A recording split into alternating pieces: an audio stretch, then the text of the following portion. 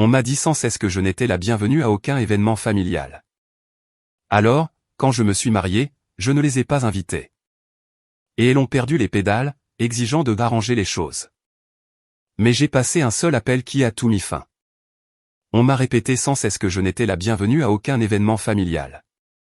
Alors, quand je me suis marié, je ne les ai pas invités, et ils sont devenus fous, exigeant que l'on règle les choses. Mais, j'ai passé un seul appel qui a tout terminé. En grandissant comme la plus jeune de 4 enfants, j'ai toujours pensé que la famille était censée te soutenir. Il s'avère que la mienne avait une définition différente de la famille que moi. Je m'appelle Fleur, et voici l'histoire de comment je suis passé d'être le bouc émissaire de la famille à la méchante qui a détruit leur petit monde de fantaisie parfait. Alerte spoiler, je ne regrette rien. Tout a commencé quand j'avais environ 18 ans. Mon frère aîné, Aurélien, épousait une femme nommée Éléonore, que ma mère adorait absolument. Le mariage était une production énorme, tenue dans un club de campagne avec une liste d'invités qui coûtait probablement plus cher qu'un semestre d'université. Tout le monde dans notre famille était impliqué d'une manière ou d'une autre. Aurélien était l'enfant d'or. Donc, naturellement, c'était l'événement du siècle, selon ma mère. Ma sœur Sophie était demoiselle d'honneur. Mon autre frère, Théo, était garçon d'honneur. Mes parents organisaient le dîner des répétitions et faisaient un toast élaboré qu'ils répétaient depuis des semaines. Pendant ce temps, on m'a dit que je pouvais assister à la cérémonie, mais pas à la réception parce que l'espace était limité et la famille d'Éléonore était assez nombreuse. J'avais 18 ans. Je venais d'obtenir mon baccalauréat et j'étais sur le point de commencer l'université. Je ne comprenais pas bien ce que cela signifiait à l'époque, mais je me souviens avoir pleuré dans ma chambre pendant que ma mère me disait d'arrêter d'être dramatique. Elle disait, certaines personnes n'arrivent tout simplement pas à passer le cap, et j'avais besoin d'apprendre que la vie n'est pas juste. Mon père n'a rien dit. Il ne le faisait jamais lorsqu'il y avait des désaccords avec maman. La cérémonie a eu lieu et s'est terminée. J'étais assise sur un banc avec ma grand-mère, qui a passé tout le temps à chuchoter à quel point Éléonore était belle et à quel point Aurélien s'était vraiment trouvé un trésor. Après la cérémonie, ma grand-mère m'a ramené à la maison pendant que tout le monde allait célébrer. J'ai passé la soirée à regarder la télévision seule dans notre salon, mangeant des restes de pizza. Ce n'était que le début. Quand j'ai eu 20 ans, mes parents ont organisé une énorme fête de remise de diplôme pour Sophie. Elle avait terminé l'université avec mention, et ils avaient réservé la salle arrière d'un restaurant italien chic au centre-ville. La liste des invités comprenait des cousins éloignés que je n'avais rencontrés que 2 fois, des amis de la famille du groupe de prière de mes parents, et à peu près toutes les personnes que mes parents avaient jamais connues. J'ai aidé à installer les décorations la veille, transportant des boîtes et accrochant des banderoles pendant des heures. Le jour de la fête, ma mère m'a prise à part. Elle a expliqué qu'il y avait eu un malentendu avec le restaurant concernant le nombre de personnes et qu'ils étaient au-delà de leur capacité. Quelqu'un devait rester à la maison. Et comme je commençais tout juste l'université et que les amis de Sophie de son programme d'études supérieures venaient, il était logique que je me passe de cette soirée. Elle m'a tendu 40 € et m'a dit de commander de la nourriture chinoise et de passer une bonne soirée tranquille. J'étais dévasté. Ma tante Carole a en fait confronté ma mère à ce sujet quand elle l'a découvert, lui demandant pourquoi je n'étais pas là. Ma mère lui a apparemment dit que j'avais un projet scolaire à rendre et que je ne pouvais pas venir. Le mensonge était si désinvolte, si facile. La même année, Théo s'est fiancé à sa petite amie, Amandine. La fête de fiançailles a eu lieu chez les parents d'Amandine, qui avaient un magnifique jardin avec des guirlandes lumineuses et une piscine. Je n'étais pas invité non plus. Cette fois, ma mère n'a même pas pris la peine de donner une excuse. Elle a juste dit que c'était un rassemblement intime pour les amis proches et la famille seulement. J'ai fait remarquer que j'étais de la famille. Elle m'a lancé ce regard, celui qui pouvait geler l'eau, et a dit, « Tu sais ce que je veux dire, Fleur ?» En fait, non, mais je commençais à le comprendre. Quand j'ai eu la vingtaine, le schéma était indéniable. Des dîners de Thanksgiving où j'arrivais et découvrais qu'ils avaient déjà mangé des heures plus tôt parce qu'ils pensaient que je ne viendrais pas. Des matinées de Noël où tout le monde ouvrait les cadeaux ensemble, mais les miens étaient laissés dans une pile séparée pour que je les ouvre seul plus tard. Des fêtes d'anniversaire pour les nièces et neveux où ma mère m'appelait la veille et suggérait peut-être que je ne devrais pas venir parce que je pourrais me sentir mal à l'aise puisque je ne connaissais pas encore très bien la famille d'Amandine. Les excuses étaient interminables et créatives. Trop de monde, pas assez de place, mauvais moment, dynamique gênante, contrainte budgétaire. Chaque rassemblement familial avait une raison pour laquelle je ne pouvais spécifiquement pas y assister. Ma thérapeute, Dr Sharon Martel, m'a plus tard dit que cela s'appelait le bouc émissaire. Un membre de la famille est désigné comme l'outsider, le problème, celui qui ne correspond pas tout à fait. Cela devient une prophétie autoréalisatrice parce que l'exclusion elle-même crée de la distance et du ressentiment qui sont ensuite utilisés comme justification pour une exclusion plus poussée. Mais à l'époque, je pensais juste que quelque chose n'allait pas chez moi. J'ai tout essayé pour arranger les choses. J'ai perdu du poids, pensant peut-être qu'ils étaient gênés par mon apparence. J'ai changé de majeur, passant des arts aux affaires, espérant qu'ils me prendraient plus au sérieux. Je me suis porté volontaire pour aider à chaque événement, pensant que si j'étais assez utile, ils voudraient m'avoir autour d'eux. Rien n'a fonctionné. Le point de rupture est survenu lors de la fête du 10e anniversaire d'Aurélien et Éléonore. C'était une cérémonie de renouvellement de vœux élaborée suivie d'une réception dans le même club de campagne où ils s'étaient mariés. J'avais conduit 3 heures depuis l'endroit où je vivais à l'époque, apporté un cadeau coûteux et j'étais arrivé dans ma plus belle robe. Ma mère m'a accueilli à la porte. Elle semblait horrifiée. « Fleur, qu'est-ce que tu fais ici ?» Je lui ai montré le message que Sophie m'avait envoyé 2 semaines plus tôt avec tous les détails. Le visage de ma mère a traversé environ 5 émotions différentes avant de se fixer sur l'agacement. Sophie n'était pas censée t'en parler. C'est un événement familial privé. Quelque chose s'est brisé en moi. Je suis de la famille. Tu sais, ces événements deviennent compliqués quand tu es là. Les gens doivent faire attention à ce qu'ils disent et cela crée juste de la tension. Aurélien a spécifiquement dit qu'il voulait que ce soit sans drame. J'avais conduit 3 heures. J'avais acheté un cadeau. Je portais des talons qui me tuaient les pieds. Et on me repoussait à la porte comme un démarcheur indésirable. J'ai laissé le cadeau sur une table dans l'entrée et je suis retourné à ma voiture. Je n'ai pas pleuré. J'avais fini de pleurer pour ces gens. C'était il y a 3 ans. J'avais 31 ans. Peu de temps après ce désastre, j'ai rencontré Rémi par l'intermédiaire d'un ami commun lors d'un dîner.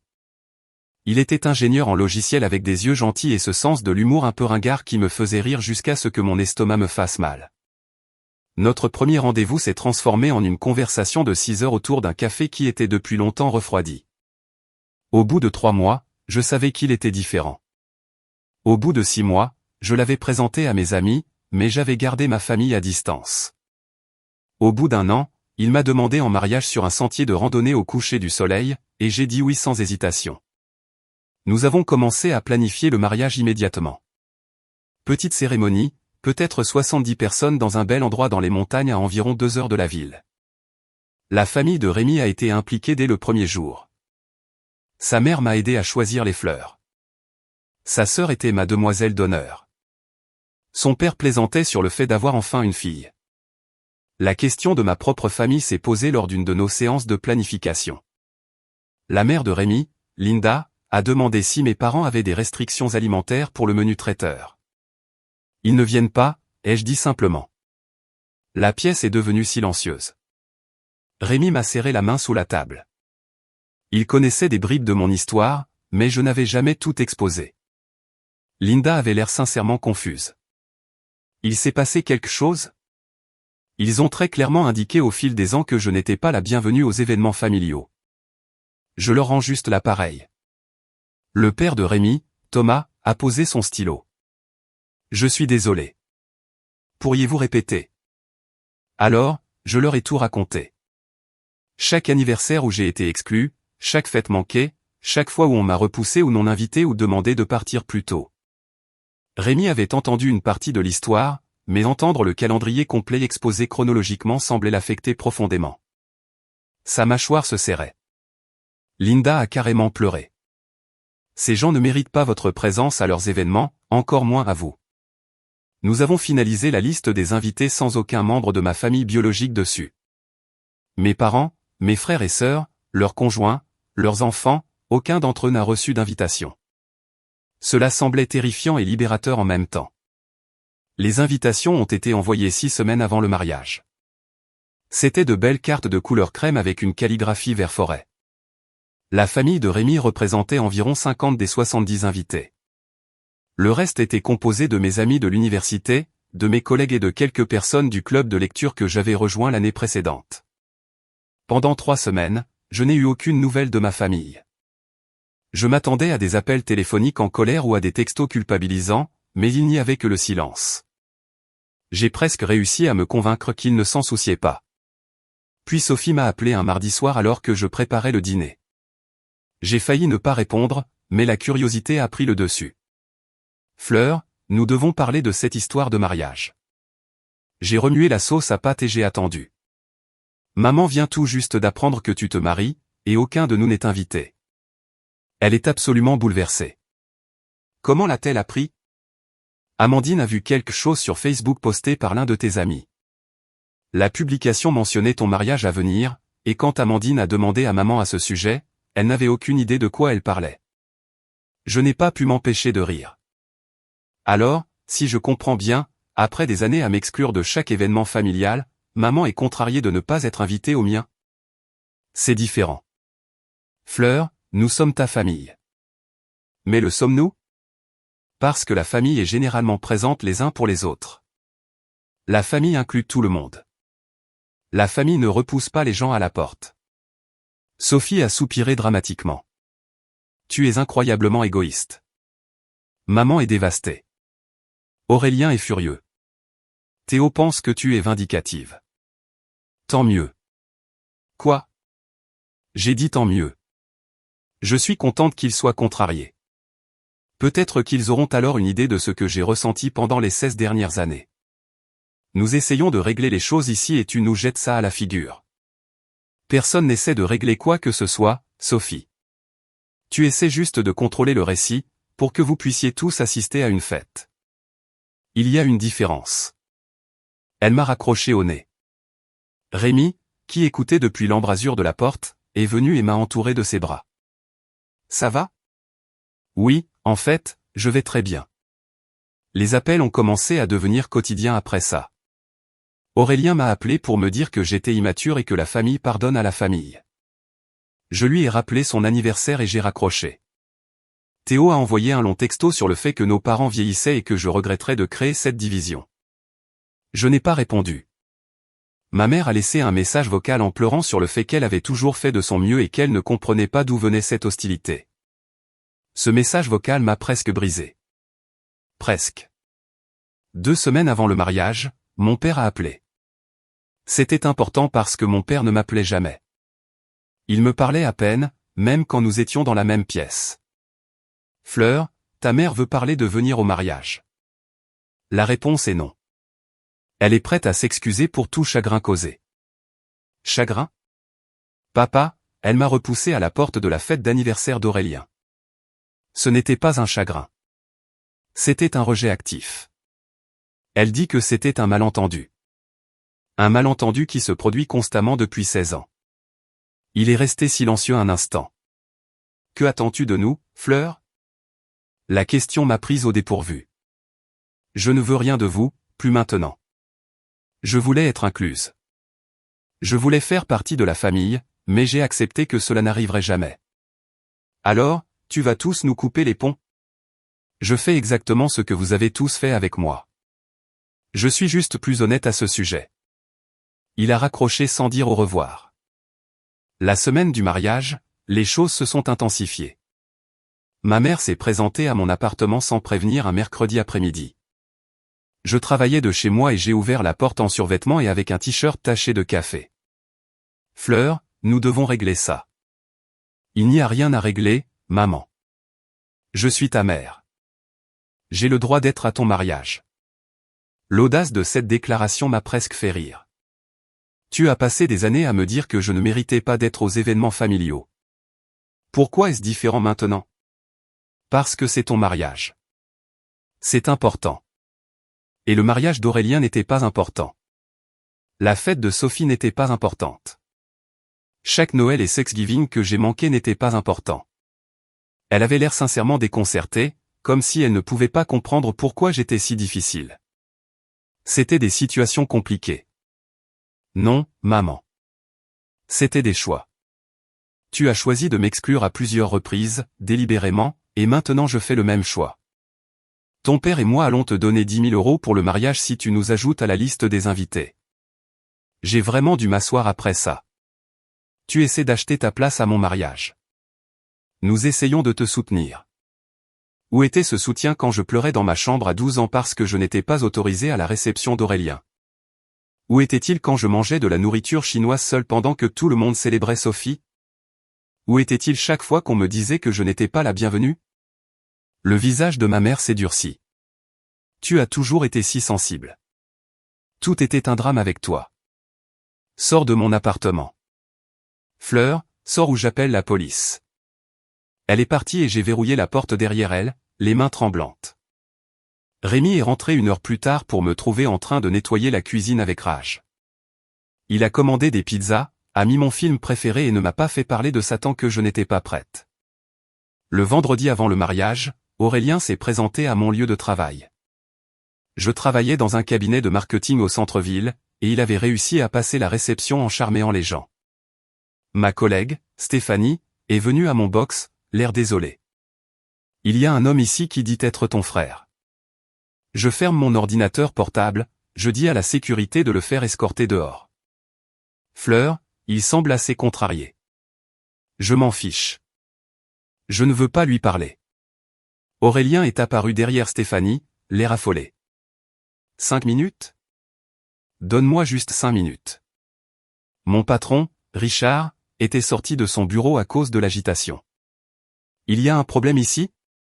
Pas de problème, ai-je dit calmement. Cette personne s'en va. Aurélien a ignoré tout le monde et s'est concentré sur moi. Maman est à l'hôpital. Mon estomac s'est affaissé. Quoi? Elle a fait une crise de panique si grave qu'ils l'ont admise pour observation. Le stress de tout cela l'a détruit. Fleur. Richard m'a regardé avec inquiétude. As-tu besoin de prendre le reste de la journée? J'ai regardé Aurélien. Vraiment? Je l'ai regardé. Il jouait la carte de la culpabilité, utilisant la santé de notre mère comme une arme. C'était manipulateur et transparent, et j'étais si fatigué de tomber dans le panneau. Est-ce qu'elle est en train de mourir? Aurélien a semblé choqué. Quoi? Non, elle est. Est-ce qu'elle est en danger immédiat?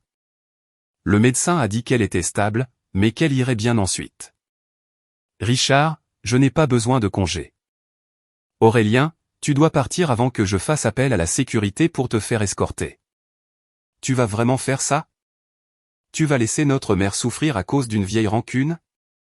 Je vais protéger ma paix parce que ta famille a passé des années à me faire sentir sans valeur. Il y a une différence. La sécurité a fini par escorter Aurélien dehors. Il a crié quelque chose sur moi étant sans cœur pendant qu'il le conduisait à l'ascenseur. La moitié de mon bureau avait été témoin de toute la scène. Je me suis rassise à mon bureau, j'ai ouvert mon ordinateur portable et j'ai repris le travail. Mes mains tremblaient, mais je n'ai pas pleuré. Stéphanie m'a apporté un café 1 heure plus tard. Ça va? J'y arrive. Le mariage était samedi. La matinée a commencé par des mimosas et des rires à l'hôtel où mes demoiselles d'honneur et moi nous préparions. La sœur de Rémi, Émilie, m'a maquillée pendant que ma meilleure amie Morgane de l'université bouclait mes cheveux. La robe allait parfaitement. Une simple robe trapèze avec des manches en dentelle qui me faisait sentir belle. Mon téléphone a sonné vers midi. Numéro inconnu. J'ai failli ne pas répondre, mais quelque chose m'a poussé à décrocher. Fleur, c'était Léonore, la femme d'Aurélien.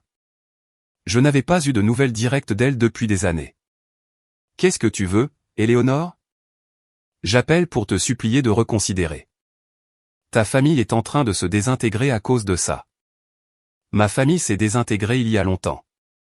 Ils ne le remarquent que maintenant parce que ce sont eux qui sont exclus pour une fois. Aurélien est bouleversé. Ta mère prend des médicaments pour l'anxiété. Théo et Amandine parlent de ne pas venir à Noël cette année parce que toute la dynamique familiale est détruite. Cela ressemble à beaucoup de problèmes qui n'ont rien à voir avec moi. Comment peux-tu être si froide? Des années de pratique. J'ai raccroché et j'ai éteint mon téléphone. Émilie m'a serré l'épaule. Tu gères. Le lieu était parfait. Des guirlandes lumineuses pendaient entre les arbres. Des fleurs décoraient chaque surface. Et la vue sur la montagne derrière l'hôtel était à couper le souffle. 70 personnes qui m'aimaient vraiment remplissaient les sièges. Les parents de Rémi étaient assis au premier rang, l'air fiers. Mes amis du club de lecture essuyaient leurs yeux avant même le début de la cérémonie. J'ai marché jusqu'à l'hôtel seul. Pas de père pour me donner car donner quelqu'un implique la possession et je n'avais jamais appartenu à ma famille de toute façon. Rémi pleurait avant que je n'aie fait la moitié du chemin. Ses vœux mentionnaient construire une nouvelle définition de la famille ensemble, une basée sur le choix plutôt que sur l'obligation. Les miens parlaient de trouver un foyer et des personnes qui étaient présentes. La réception était parfaite. Le dîner était délicieux. Les discours étaient sincères. Et la danse a duré jusqu'à ce que le personnel du lieu nous demande poliment de partir. La grand-mère de Rémi, qui avait 83 ans et était hilarante, s'est enivrée de champagne et a raconté des histoires inappropriées sur Rémi enfant. Le discours de Morgane mentionnait comment elle m'avait vu passer d'une étudiante triste à quelqu'un qui connaissait sa valeur. À aucun moment je n'ai souhaité que ma famille biologique soit là. À aucun moment je n'ai senti qu'il manquait quelque chose. Les ennuis ont commencé pendant notre lune de miel. Rémi et moi étions allés au Costa Rica pendant 2 semaines, forêt tropicale, plage, et absolument aucun contact avec le monde extérieur. Nous avons tous deux éteint nos téléphones et les avons laissés dans le coffre-fort de l'hôtel. Quand nous sommes revenus et que j'ai finalement allumé mon téléphone, 389 messages m'attendaient. Les premiers étaient de Sophie, de plus en plus en colère, puis Théo, puis Aurélien, puis des numéros que je ne reconnaissais pas. Des messages vocaux de ma mère qui commençaient par supplier et finissaient par menacer. Des SMS de membres de la famille élargie à qui je n'avais pas parlé depuis des années, tous disant des variations de comment as-tu pu. Le message le plus récent provenait de ma tante Carole, la sœur de ma mère. Appelle-moi immédiatement. C'est allé trop loin. J'ai appelé Carole pendant que Rémi déballait. Elle a répondu à la première sonnerie. Fleur, Dieu merci. Nous devons parler de ta mère. Qu'est-ce qui se passe avec elle? Elle menace de te poursuivre en justice. J'ai en fait ri. Me poursuivre pourquoi? Détresse émotionnelle. Elle a parlé à un avocat pour engager des poursuites judiciaires pour le traumatisme que tu as causé en excluant la famille de ton mariage. C'est la chose la plus ridicule que j'ai jamais entendue. Elle est sérieuse, Fleur. Elle dit à tout le monde que tu as détruit la famille et qu'elle va te faire payer légalement si tu n'acceptes pas une sorte de réconciliation. Quelque chose a changé en moi. J'avais joué sur la défensive tout ce temps, établissant des limites et me protégeant. Mais il continuait à pousser, à exiger, à essayer de s'immiscer de force dans une vie dont il m'avait exclu pendant des années. Il était temps de passer à l'offensive. Dis à maman que si elle veut engager des poursuites judiciaires, elle est la bienvenue pour essayer. Mais j'ai besoin que tu fasses quelque chose pour moi d'abord. Quoi? J'ai besoin que tu réfléchisses aux 16 dernières années. Pense à chaque événement dont j'ai été exclu. Chaque fois que maman inventait des excuses pour lesquelles je ne pouvais pas assister. Chaque fois que papa restait silencieux pendant que j'étais mise à l'écart. Tu étais présente pour une partie de cela. Tu as questionné la situation lors de la fête de Sophie. Carole était silencieuse.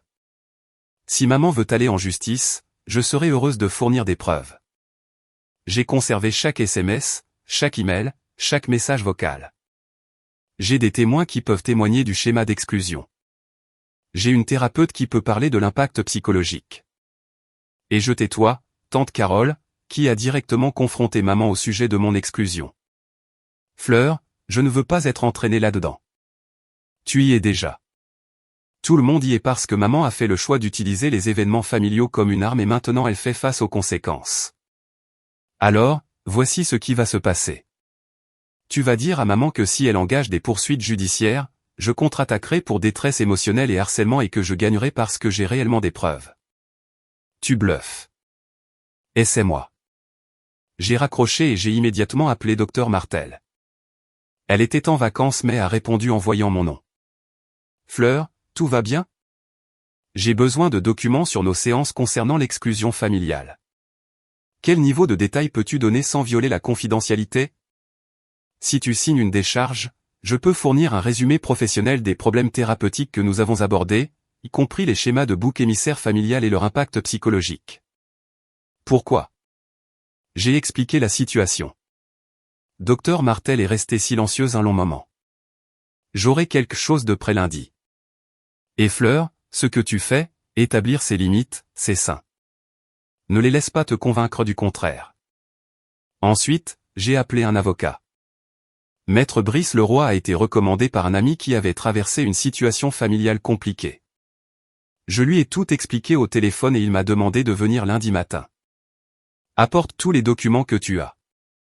SMS, email, messages vocaux, tout ce qui montre le schéma d'exclusion. J'ai passé dimanche à organiser 16 ans de preuves. Capture d'écran de messages où j'étais non invité à des événements. Email inventant des excuses pour mon absence. Des messages vocaux de la récente campagne de ma mère, j'ai créé un document chronologique avec des dates, des événements et des exemples spécifiques d'exclusion. C'était accablant, exposé en noir et blanc, le schéma était indéniable. Lundi matin, j'étais assise dans le bureau de Brice et je le regardais tout examiner. Son expression est devenue de plus en plus sombre. C'est du harcèlement et des abus émotionnels typiques. Si ta mère essaie réellement de te poursuivre, son dossier sera rejeté immédiatement. Mais plus important encore, tu as des motifs pour des ordonnances de non-contact basées sur le harcèlement que tu as documenté au cours du dernier mois. Ordonnances de non-contact. Ils se sont présentés à ton domicile et à ton lieu de travail sans y être invités. Ils t'ont contacté des centaines de fois malgré ton désir clair de ne plus avoir de contact. Ils ont fait des menaces d'action en justice. Un juge accorderait absolument des ordonnances de non-contact temporaires, potentiellement permanentes, selon la manière dont ils réagissent. J'y ai réfléchi pendant environ 3 secondes. Fais-le. Brice a déposé les documents cet après-midi-là, des ordonnances de non-contact temporaire pour ma mère, mon père, Aurélien, Sophie et Théo. Tous les 5 avaient participé à la campagne de harcèlement, et tous les 5 avaient des preuves documentées contre eux. Les ordonnances ont été signifiées mercredi matin. J'étais au travail quand Brice a appelé pour confirmer. C'est fait. Ils ont tous été signifiés. Tu devrais t'attendre à une réaction. La réaction est arrivée dans l'heure. Tante Carole a appelé d'un numéro restreint. Fleur, qu'as-tu fait? Je me suis protégée. Ta mère est hystérique. Elle ne peut pas s'approcher à moins de 150 mètres de toi. C'est de la folie. Ce qui est fou, c'est qu'il a fallu une décision de justice pour qu'il respecte mes limites. Toute la famille prend parti. Tout le monde pense que tu es allé trop loin. Bien. Qu'il reste loin de moi aussi. Mon téléphone a commencé à sonner constamment. Numéro bloqué, appelants inconnus, SMS de cousins avec qui je n'avais pas parlé depuis l'enfance. Tout le monde avait une opinion sur la façon dont je déchirais la famille. J'ai éteint mon téléphone et je suis retourné au travail. Ce soir-là, Rémi et moi étions assis sur le balcon de notre appartement avec du vin et des plats à emporter chinois. Il avait été mon rock pendant tout cela, ne suggérant jamais que je devrais simplement céder ou faire la paix. Comment te sens-tu? A-t-il demandé. Plus légère. Comme si je portais ce poids depuis si longtemps que j'avais oublié ce que c'était de le déposer. Des regrets? J'y ai réfléchi honnêtement. Non, je leur ai donné des années pour me traiter comme une famille. Ils ont choisi de ne pas le faire. Je fais juste appliquer la limite qu'ils ont créée. Mon téléphone était toujours éteint, mais celui de Rémi a sonné vers 20 heures. Il a regardé l'afficheur et a froncé les sourcils. C'est ma mère. C'est bizarre. Elle envoie habituellement des textos. Il a répondu en mode haut-parleur. Salut, maman. Quoi de neuf, Rémi? Je viens de recevoir un appel téléphonique très étrange de la mère de Fleur. Mon estomac s'est affaissé. Bien sûr, ils avaient trouvé un moyen de contourner l'ordonnance de non-contact. Qu'a-t-elle dit? Elle a dit que Fleur avait des problèmes de santé mentale et qu'elle avait fait une dépression. Elle a prétendu que Fleur avait coupé les ponts avec toute la famille à cause d'illusions et qu'elle s'inquiétait pour le bien-être de Fleur. Elle a demandé si nous avions remarqué un comportement inquiétant. J'ai attrapé le téléphone. Linda, je suis là. Qu'a-t-elle dit exactement? Oh, bonjour, chérie. Elle a fait sonner ça comme si tu étais en crise. Elle a dit que l'ordonnance de non-contact était la preuve que tu ne réfléchissais pas clairement et a demandé si nous pouvions te convaincre de te faire aider. La mâchoire de Rémi s'est serrée. Elle essaie de te manipuler. J'avais compris ça assez vite, a dit Linda. Je lui ai dit que tu semblais parfaitement en bonne santé et heureuse et qu'elle devrait peut-être respecter les limites légales qui avaient été établies. Puis j'ai raccroché. J'aurais pu pleurer. Merci de nous avoir appelés, bien sûr. Et chérie, d'après ce que Rémi m'a dit, tu fais exactement la bonne chose. Ne la laisse pas t'atteindre. Après avoir raccroché, Rémi a ouvert les documents d'ordonnance de non-contact. Peut-elle contacter ma famille? L'ordonnance stipule qu'elle ne peut pas me contacter directement ou par l'intermédiaire de tiers. Laisse-moi envoyer un texto à Brice. Brice a répondu en quelques minutes. L'appel à Linda a violé l'ordonnance de non-contact. Il avait déposé des documents auprès du tribunal le matin. Cela pourrait entraîner sa condamnation pour outrage au tribunal. Son message disait « Veux-tu poursuivre ?» J'ai regardé mon téléphone pendant un long moment. C'était l'option nucléaire. Condamner ma mère pour outrage au tribunal signifierait des amendes, potentiellement même une peine de prison, selon le juge. Fais-le, ai-je tapé en retour. Rémi m'a serré la main. Tu es sûr? Elle a essayé de convaincre ta mère que j'étais mentalement instable. Elle essaie de m'isoler en retournant les gens contre moi. Il ne s'agit plus d'assister à un mariage. Il s'agit de contrôle. L'audience au tribunal était prévue 3 semaines plus tard. Brice m'a conseillé d'être prête à ce que ma famille se présente malgré les ordonnances de non-contact. Ils essaieront de parler pendant l'audience. Le juge les fera taire, mais ils essaieront.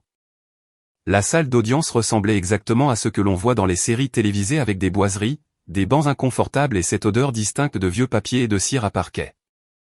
Je me suis assise à côté de Brice portant ma tenue la plus professionnelle. Rémi était assis derrière nous dans la galerie pour me soutenir moralement. Ma mère est arrivée avec son propre avocat, un homme d'âge moyen en costume coûteux qui semblait agacé d'être là.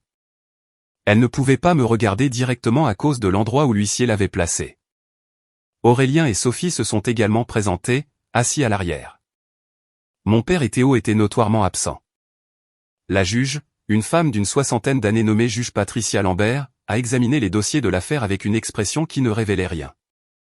Mademoiselle Fleur Dubois, vous avez demandé des ordonnances de non-contact permanentes contre Marguerite Dubois, David Dubois, Aurélien Dubois, Sophie Dubois-Leroy, et Théo Dubois sur la base de harcèlement et de violation des ordonnances temporaires. Madame Dubois, votre avocat peut présenter votre réponse. Son avocat s'est levé. Votre honneur, il s'agit clairement d'un différend familial qui a été exagéré.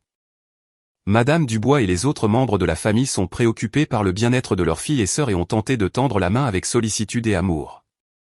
Le contact avec la belle-mère était simplement un parent inquiet tendant la main à un autre. La juge Lambert semblait peu impressionnée. L'ordonnance de non-contact temporaire interdisait spécifiquement tout contact par l'intermédiaire de tiers. Ce n'est pas ambigu. Votre honneur, si je peux. Ma mère a essayé de parler. Vous ne le pouvez pas, a interrompu la juge. Votre avocat parle pour vous. Brice s'est levé. Votre honneur, nous avons des preuves documentées de 16 ans d'abus émotionnels et d'exclusion suivies d'une campagne de harcèlement lorsque ma cliente a établi des limites. Le contact avec Madame Linda Foster n'était pas un incident isolé de préoccupation, mais plutôt une tentative de manipulation du système de soutien de ma cliente. Nous avons des centaines de tentatives de contact documentées de la part de plusieurs membres de la famille malgré des demandes claires de cesser. Il a présenté la chronologie que j'avais créée, les SMS, les messages vocaux, tout. La juge Lambert a tout examiné en silence. La salle d'audience était si silencieuse que je pouvais entendre Aurélien se tortiller inconfortablement sur son siège derrière nous. Finalement, elle a levé les yeux. Madame Dubois, Monsieur Dubois, Monsieur Aurélien Dubois, Mademoiselle Sophie Dubois-Leroy, et Monsieur Théo Dubois, bien que je note que ces deux derniers ne sont pas présents. Je vais être très direct avec vous. Cette documentation montre un schéma clair d'exclusion suivi de harcèlement. Votre fille et sœur a le droit légal de déterminer qui fait et ne fait pas partie de sa vie. La tentative de contacter sa belle-mère avec des informations trompeuses sur la santé mentale est particulièrement préoccupante car elle semble conçue pour l'isoler et la discréditer. L'avocat de ma mère a essayé d'interrompre. Votre honneur, je n'ai pas fini. La juge Lambert l'a coupé. J'accorde les ordonnances de non-contact permanente pour les 5 intimés. Madame Dubois, Monsieur Dubois, Monsieur Aurélien Dubois, Mademoiselle Sophie Dubois-Leroy, et Monsieur Théo Dubois. Vous n'êtes plus autorisé à avoir aucun contact direct ou indirect avec Fleur Dubois. Cela inclut par l'intermédiaire de membres de la famille, par l'intermédiaire d'amis, par l'intermédiaire des médias sociaux ou par tout autre moyen. Si l'un de vous viole ces ordonnances, vous serez arrêté. Comprenez-vous? Ma mère pleurait. C'est ma fille. Elle est une femme adulte qui a clairement communiqué ses limites. Ce tribunal reconnaît ses limites. Nous levons l'audience. Le marteau est tombé. J'ai quitté cette salle d'audience avec l'impression de pouvoir enfin respirer. Aurélien a essayé de s'approcher de nous dans le couloir, mais Rémi s'est placé entre nous. Ne le fais pas, Fleur. S'il te plaît. Cela détruit notre mère. Je l'ai regardé. Vraiment regardé. Il avait 38 ans, prospère, marié avec 3 enfants que je connaissais à peine. Il n'a jamais pris ma défense, n'a jamais questionné mon exclusion, ne m'a jamais rien demandé personnellement. Ta mère s'est détruite en traitant son enfant comme une ordure pendant 16 ans. Je ne suis qu'un miroir qui lui montre les conséquences. Nous nous sommes éloignés. Derrière nous, j'ai entendu Sophie pleurer et ma mère dire quelque chose à propos de son bébé, sa plus jeune. Je ne me suis pas retourné. L'histoire s'est rapidement répandue dans la famille élargie. Tante Carole a appelé le téléphone de Rémi une dernière fois pour me dire que j'avais déchiré la famille et que tout le monde prenait parti. Bien, je lui ai dit. Les poubelles se débarrassent d'elles-mêmes. Elle n'a pas rappelé depuis. Ce à quoi je ne m'attendais pas, c'est comment les retombées se répercuteraient dans d'autres domaines. Environ 2 semaines après l'audience, j'ai croisé Éléonore à l'épicerie. Elle était dans la section des produits frais, et j'ai brièvement envisagé de faire demi-tour avec mon caddie et de partir, mais quelque chose m'en a empêché. J'avais fini de fuir. Elle m'a vu avant que je puisse me décider. Son visage est passé par plusieurs émotions. Surprise, malaise, quelque chose qui ressemblait peut-être à de la culpabilité. Fleur. Éléonore. Nous sommes restés là maladroitement, tenant toutes les deux des bottes de choux frisés bio comme des armes. Elle a parlé la première. Aurélien est un désastre depuis l'audience. Il dort à peine. C'est malheureux, ai-je dit. Et je le pensais. Pas le genre sarcastique de malheureux, mais sincèrement triste que ça en soit arrivé là. Il veut que je te dise qu'il a beaucoup réfléchi à tout, à l'époque où tu étais plus jeune. J'ai attendu. Elle a continué. Il se souvient de plus de choses qu'il ne le laissait paraître. La réception de mariage à laquelle tu n'as pas assisté quand tu avais 18 ans. D'autres choses. Il a dit qu'il avait toujours pensé que ta mère était ridicule, mais il n'a jamais rien dit parce qu'il était plus facile de ne pas faire de vagues. Alors, il est désolé maintenant qu'il y ait des conséquences. Éléonore a tressailli. Il est désolé parce qu'il réalise ce qui s'est réellement passé. Mon thérapeute m'aide à le voir aussi. Nous allons en thérapie de couple depuis l'ordonnance de non-contact. Cela m'a surprise. Pourquoi thérapie de couple? Parce que j'ai aussi facilité les choses. Je n'ai jamais remis en question pourquoi tu n'étais pas aux événements familiaux. Je n'ai jamais contesté les excuses inventées par ta mère. Je l'ai juste accepté parce que c'était pratique. Elle a transféré son chou frisé dans son autre main. Je ne te demande pas de nous pardonner. Je te dis juste que certains d'entre nous voient enfin la vérité. Et ma mère? Voit-elle quelque chose? Le rire d'Éléonore était amer. Ta mère s'est convaincue qu'elle était la victime. Elle dit à tous ceux qui veulent bien l'entendre que tu as eu une sorte de rupture psychologique et que tu t'es retourné contre ta famille aimante. Elle a commencé à aller dans une autre église parce que les gens de l'ancienne posaient trop de questions. Nous sommes restés là encore un moment. Puis Éléonore a fait quelque chose d'inattendu. Elle a fouillé dans son sac et en a sorti une petite enveloppe. Ce sont des photos du mariage d'Aurélien, la réception à laquelle tu n'étais pas invité. Je les ai trouvées en rangeant de vieilles boîtes. Elle me les a tendues. Je pensais que tu pourrais les vouloir, pas pour la nostalgie, mais comme preuve au cas où tu aurais besoin de plus de preuves de ce qu'ils ont fait. J'ai pris l'enveloppe, ne sachant que dire. À l'intérieur se trouvaient des douzaines de photos.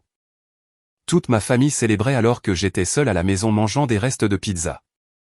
Il y avait même une photo du plan de table. Mon nom n'y était pas. Merci, ai-je réussi à dire. Je ne demande rien en retour. J'avais juste besoin de faire quelque chose qui n'était pas complètement terrible. Elle a marqué une pause. Pour ce que ça vaut, ton mariage était magnifique. J'ai vu les photos que tes amis ont publiées. Tu avais l'air heureuse. J'étais. Je suis. Elle a hoché la tête et s'est éloignée, me laissant là avec la preuve de mon chagrin de 18 ans capturé dans des tirages brillants. Ce soir-là, j'ai montré les photos à Rémi. Il les a regardées en silence, son expression s'assombrissant à chaque image. Jésus, Fleur, tu n'étais qu'une gamine. Je sais.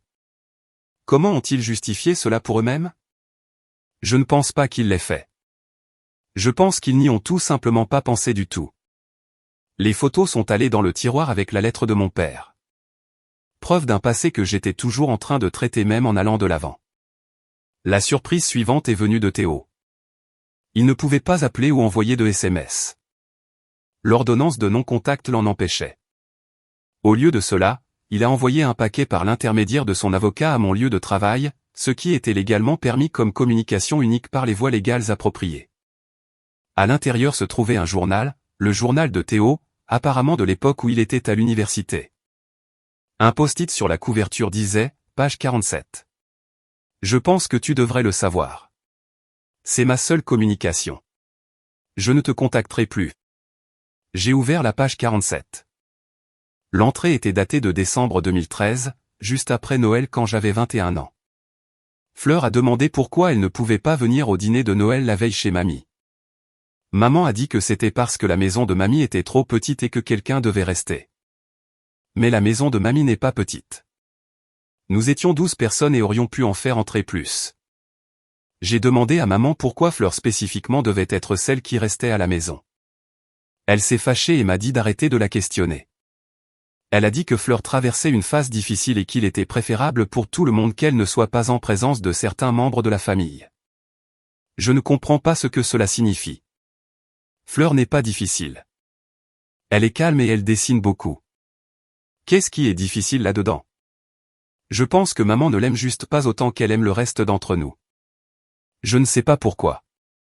Cela me fait me sentir coupable chaque fois que nous allons quelque part sans elle. Mais je ne dis rien parce que je ne veux pas que maman tous soit fâchée contre moi aussi. Le colis comprenait également une lettre envoyée par son avocat.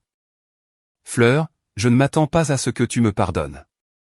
Je t'envoie ceci par les voies légales comme communication unique, et je ne violerai pas l'ordonnance de non-contact en te recontactant.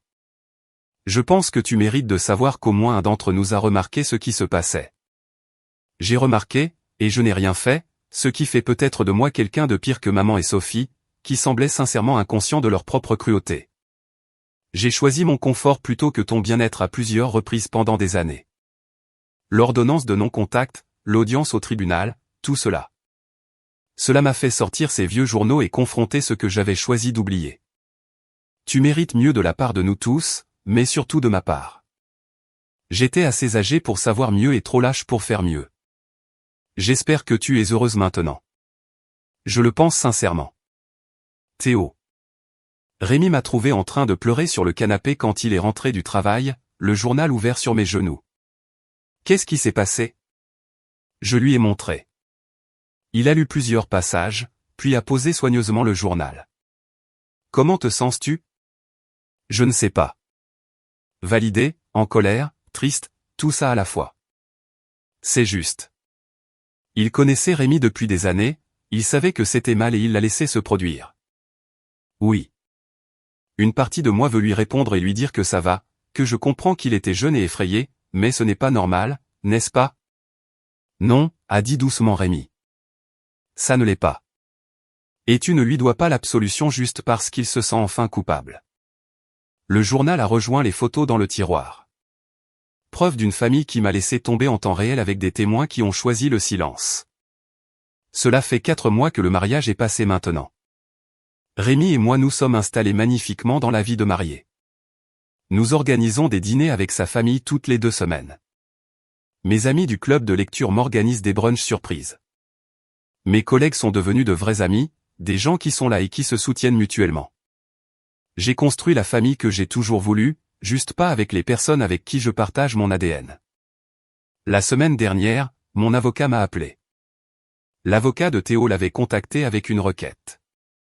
Mon père voulait m'envoyer une lettre, mais compte tenu de l'ordonnance de non-contact, il avait besoin de mon autorisation écrite explicite pour le faire sans violer l'ordonnance du tribunal. J'y ai réfléchi pendant 2 jours.